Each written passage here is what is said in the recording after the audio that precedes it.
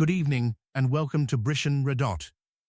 What we are witnessing today is one of the most significant military escalations in the Middle East in decades.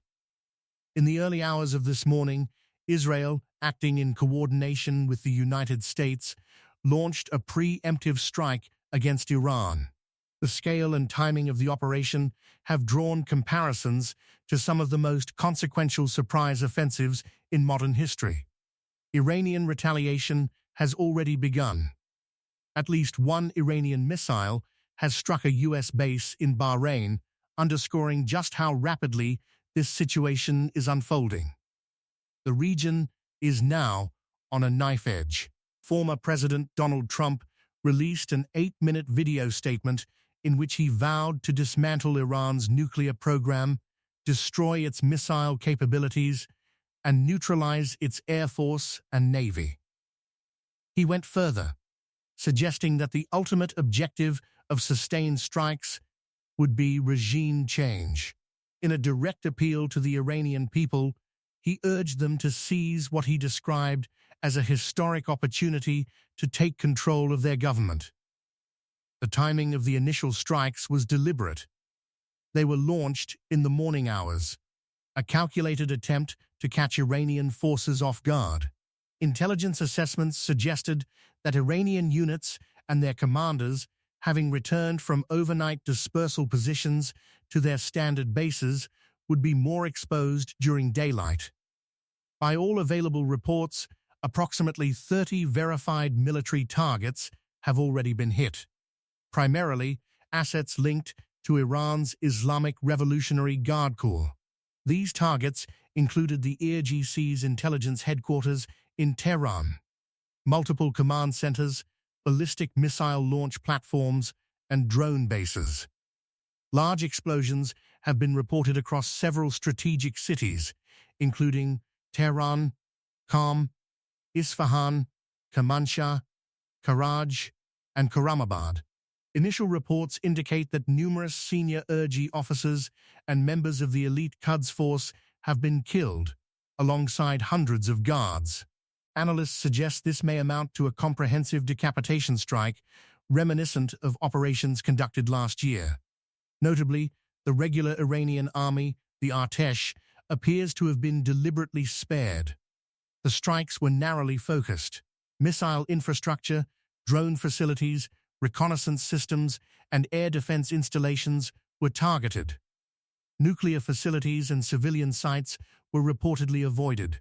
According to Israeli security sources, the expectation of Iranian retaliation was built into the planning. Preparations are now underway for a conflict that could last several days at minimum. As we speak, Israel has detected the launch of Iranian ballistic missiles toward its territory. Air raid sirens are sounding nationwide. However, Israeli officials maintain that the operation was coordinated with Washington over several months, allowing for robust air defense preparations. Both Jerusalem and Washington have publicly signaled that they are aligned in strategy. The initial phase of this joint campaign is expected to last 4 days. Crucially, this operation appears designed to weaken the Revolutionary Guards without dragging the entirety of Iran's armed forces into full-scale war. Facilities belonging to the regular army have reportedly been left untouched. The strategic message seems clear. This is a campaign against the regime's power structure, not the Iranian state as a whole. Implicitly, it signals to non-regime aligned military figures that they are not the primary target, and that political realignment remains an option. To understand the present escalation, we must revisit last year's 12-day conflict. At that time, Trump reportedly restrained Israel from delivering what might have been a decisive blow against the Iranian regime. Israel had successfully dismantled much of Iran's air defense network, achieving near-total air superiority. The pathway to further strategic strikes, even potentially regime collapse, was open. Yet Washington intervened. Rather than allow Israel to carry the political credit for reshaping the regional balance, Trump authorized a separate American bombing raid on Iranian nuclear facilities. He subsequently declared the nuclear threat completely destroyed.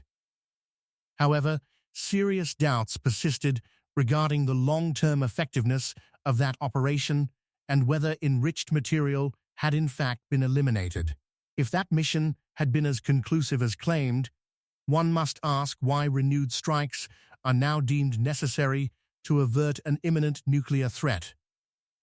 By halting Israel's broader campaign last year, the Iranian leadership was granted breathing space. It regrouped, reinforced its missile stockpiles, and hardened its defenses. The window for decisive regime change narrowed considerably. Complicating matters further were the mass protests that erupted in Iran in late December, driven by acute economic crisis. At precisely the moment when Washington had concentrated military resources near Venezuela in pursuit of pressure against President Maduro, unrest exploded inside Iran. Trump publicly encouraged Iranian protesters, hinting at swift support. That support never materialized. The regime crushed the uprising with force, and tens of thousands reportedly lost their lives. Now, the United States has repositioned its forces in the region, primarily to deter and intercept Iranian retaliation, whether against American bases, Israel, or critical oil infrastructure. In recent weeks, Washington has undertaken its largest regional military buildup since 2003. 2 carrier strike groups have been deployed, the US Abraham Lincoln in the Persian Gulf and the US Gerald R. Ford in the eastern Mediterranean near Israel.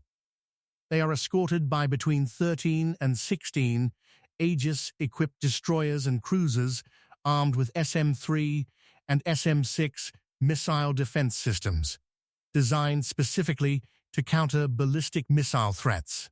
Advanced THAAD air defense systems have also been deployed across the region. This is a carefully layered defensive posture, intended to absorb and neutralize Iranian retaliation while enabling continued offensive operations. The coming days will determine whether this calibrated escalation remains contained, or whether it evolves into something far more destabilizing for the region and indeed the wider global order. Let us turn now to the military architecture underpinning this escalation. The United States has deployed multiple THAAD batteries across Jordan, Qatar, Bahrain, Saudi Arabia, and Kuwait, systems specifically designed to intercept high-altitude ballistic missiles. These are reinforced by mobile units stationed in the United Arab Emirates. In addition, Patriot PAC-3 batteries have been strengthened at key American installations, including Al Udeid Air Base in Qatar. Reports suggest that Iranian missiles launched toward Qatar earlier today were successfully intercepted. Further defensive systems are positioned in Bahrain and Jordan. The air component is equally substantial. Between 150 and 300 combat aircraft, among them F-22s, F-35Cs, F-15Es, and AWACS E-3 Sentry surveillance platforms, are operating from bases in Jordan, Qatar, and parts of Europe. Their roles include combat air patrols, electronic warfare, and the interception of drones and missiles. This layered integrated air and missile defense system is designed to shield U.S. personnel, allied forces, and critical infrastructure. Naval assets and missile systems are positioned explicitly to counter an Iranian counteroffensive, and early engagements suggest that defensive measures are already being tested in real time. Meanwhile, Israel retains the operational freedom to conduct both preemptive and sustained offensive strikes. This represents the largest concentration of American military power in the region since the Iraq War. However, it is neither structured nor politically inclined toward a full-scale ground invasion. The adversary, while lacking a functional air force and operating with weakened air defenses, maintains a formidable arsenal of short-range missiles capable of striking U.S. bases and vital oil infrastructure across neighboring states. Geography also matters. Unlike the relatively open terrain of Iraq, Iran's mountainous landscape heavily favors the defender. Any comprehensive ground assault would be exceptionally costly in both military and political terms. And this brings us to the domestic political calculation in Washington. With midterm elections looming, Donald Trump cannot afford a prolonged conflict, nor a disruption to the Strait of Hormuz that would send oil prices soaring. A sharp rise in energy costs would intensify inflation, already a sensitive issue among American voters, and risk pushing the fossil fuel-dependent U.S. economy toward recession.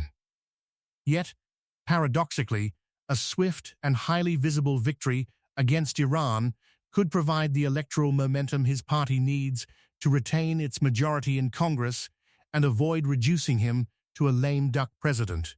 There is also the matter of political distraction. Trump faces renewed scrutiny linked to the Epstein scandal, with reports that his Justice Department has withheld sworn testimony from an alleged victim who claims abuse as a minor. His approval ratings have fallen sharply. In that context, a foreign policy confrontation, particularly one framed as decisive leadership, offers a powerful shift in the political narrative. According to reporting by Politico, citing advisors close to Trump, there was a clear preference for Israel to initiate military action. The reasoning is straightforward. An Iranian retaliation, especially if directed at U.S. interests, would rally domestic opinion, particularly among Republican voters, and provide stronger justification for deeper American involvement. Polling indicates that while many Americans favor regime change in Iran, they remain reluctant to accept U.S. casualties. Allowing Israel to assume the initial operational risk enables Washington to maintain strategic distance, at least initially, while remaining positioned to claim credit for any ultimate success. Today's developments align closely with that strategy. Israel moves first. Iran responds. The United States then steps in, framed as reacting to aggression rather than instigating it. Trump has repeated claims of imminent Iranian threats to American security, though sources suggest such assertions are not fully supported by U.S. intelligence assessments. So here we are, a new war unfolding in real time. Iranian retaliation has begun, and the situation continues to escalate. In the days ahead, we will examine the coordinated U.S.-Israeli campaign expected to last several days, the resilience of Iran's countermeasures, the potential resurgence of internal opposition within Iran, and the broader economic ramifications. One cannot ignore the global dimension. China, as Iran's largest oil customer, can ill afford a dramatic spike in crude prices, particularly as its own economy faces headwinds. Energy markets, inflation, and geopolitical stability are now deeply intertwined. The key questions remain open. Can Israel and the United States rapidly neutralize Iran's missile capabilities, returning the regime to the weakened position it occupied at the conclusion of last year's 12-day conflict? Is regime change feasible without ground troops, perhaps through internal dissent, intervention by the regular army, or fractures within the Revolutionary Guards themselves? Or will Trump ultimately recalibrate, seeking leverage over Tehran rather than outright collapse, much as he attempted in Venezuela? These are not theoretical considerations. They are strategic calculations with global consequences. Here on Britain Redot, we will continue to provide measured analysis and clear-eyed assessment of every development. If you value serious political commentary delivered without hysteria but with firm scrutiny, ensure you subscribe and enable notifications so you do not miss the next report. If you found this analysis useful, share it with colleagues and across your networks. Your support, whether through Patreon, Substack, or channel membership, helps sustain independent political journalism. Thank you for watching. I appreciate your continued trust. Good night and I will see you in the next briefing.